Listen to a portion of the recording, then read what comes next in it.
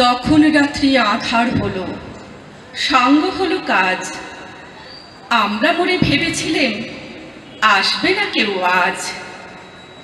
মোদের গ্রামে দুয়ার যত রুদ্ধ হলো রাতের মতো। দু একজনে বলেছিল আসবে মহারাজ। আমরা হেসে বলেছিলেন আসবে না কেউ আজ। দ্বারে যেন আঘাত হলো, শুনেছিলেন সবে।